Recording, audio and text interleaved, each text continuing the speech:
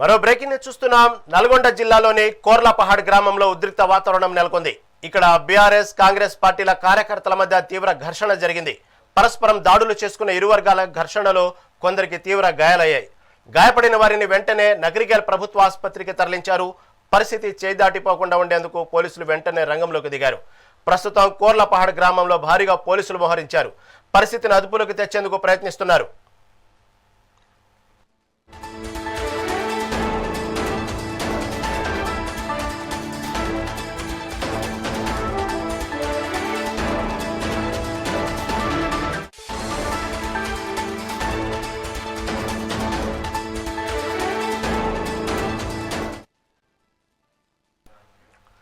నల్గొండ జిల్లాలోని కోర్లపహాడ్ గ్రామంలో ఉద్రిక్త వాతావరణం నెలకొంది. ఇక్కడ బీఆర్ఎస్ కాంగ్రెస్ పార్టీల కార్యకర్తల మధ్య తీవ్ర ఘర్షణ జరిగింది. పరస్పరం దాడులు చేసుకున్నారు. ఇరు వర్గాల ఘర్షణలో కొందరికైతే తీవ్ర గాయాలయ్యాయి.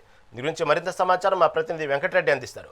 వెంకటరెడ్డి, చెప్పండి, ఈ నల్గొండ జిల్లాలోని కోర్లపహాడ్లో అసలు ఏం జరిగింది? ఎందుకు బీఆర్ఎస్ కాంగ్రెస్ పార్టీల మధ్య కార్యకర్తల మధ్య ఎందుకు తీవ్ర ఘర్షణ జరిగింది?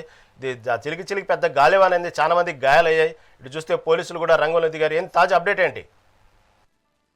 ఇక తెలంగాణలో జరుగుతున్నటువంటి గ్రామ పంచాయతీ మొదటి దశ పోలింగ్ ప్రశాంతంగా కొన్ని చోట్ల కొనసాగుతుంటే నల్గొండ జిల్లాలో మాత్రం నల్గొండ జిల్లా కేతపల్లి మండలం కొర్లపాడులో గత 2 రోజుల నుంచి కూడా ఉద్రిక్త వాతావరణం కొనసాగుతుంది. దాంట్లో భాగంగా రాత్రి కాంగ్రెస్ కార్యకర్తలతో పాటు ఇటు బీఆర్ఎస్ కార్యకర్తలు మొత్తం కూడా 2 గ్రూపులుగా ఏర్పడి గ్రామంలో తమ ప్రాబల్యం నిరూపించుకునే దిశగా అయితే ఘర్షణ వాతావరణం చోటు చేసుకుంది. ఈ ఘర్షణలో దాదాపు కాంగ్రెస్ కార్యకర్తలు 70 మంది బీఆర్ఎస్ కార్యకర్తలపై దాడి చేశారంటూ వారు కూడా రాళ్లు కర్రలతో గొడవ దిగిన పరిస్థితి అయితే ఉంది. ఇక దీంతో ప్రస్తుతం 15 మందికి గాయాలు కావడంతో ఇక కేతపల్లి పోలీసులు వారిని పోలీస్ స్టేషన్ కి అయితే తరలించారు. మరొక వైపు నగరికల్ పోలీస్ స్టేషన్ లో కొంతమంది ఫిర్యాదు చేసేందుకు రాగా నగరికల్ కి వారిని అక్కడే కూర్చుండబెట్టడంతో కూడా కొంత ఘర్షణ వాతావరణం చోటు చేసుకుంది.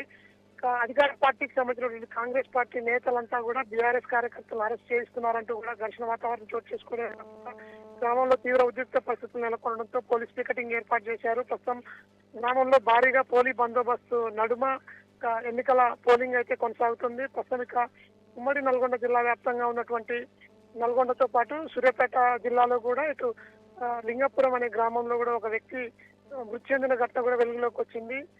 లింగంపల్లి గ్రామానికి సంబంధించినటువంటి 70 మంది కాంగ్రెస్ కార్యకర్తలు 15 మంది బీఆర్ఎస్ నేతలపై అదేవిధంగా కార్యకర్తలపై కూడా మూకుమ్మడిగా దాడి చేయడంతో తీవ్ర ఘర్షణ వాతావరణం చోటు చేసుకుంది. మరొకవైపు ఇక తాజాగా కాసేపటి క్రితం నల్గొండ సమీపంలోని ఉరుమట్లలో మాజీ ఎమ్మెల్యే కంచర్ల భూపాల్ రెడ్డి కూడా తమ ఓటర్కు వేసేందుకు తమ గ్రామ పంచాయతీకి వెళ్లడంతో అక్కడ కూడా కాంగ్రెస్ పార్టీ కార్యకర్తలంతా గౌరవ చేశారు. దీంతో ఘర్షణ వాతావరణం చోటు చేసుకోవడంతో పోలీసులు చెదురుమదురుగా వారందరినీ కూడా చెదరగొట్టిన పరిస్థితి అయితే ఉంది. ఇక దీంతో ప్రత్యేకంగా నల్గొండ జిల్లా ఎస్పీ ఎప్పటికప్పుడు ప్రతి పోలింగ్ కేంద్రాన్ని సమస్యాత్మక ప్రాంతాలని పరిశీలిస్తూ కూడా ఎక్కడెక్కడ కట్టుదిట్టమైన భద్రతా ఏర్పాట్లను పర్యవేక్షిస్తున్న పరిస్థితి అయితే ఉంది. ఇటు ఉమ్మడి నల్గొండ జిల్లా వ్యాప్తంగా పలు చోట్ల ఘర్షణ వాతావరణం చోటు చేసుకున్నప్పటికీ ప్రశాంతంగా అయితే దాదాపు 70% వరకు పోలింగ్ నమోదైందని చెప్పొచ్చు.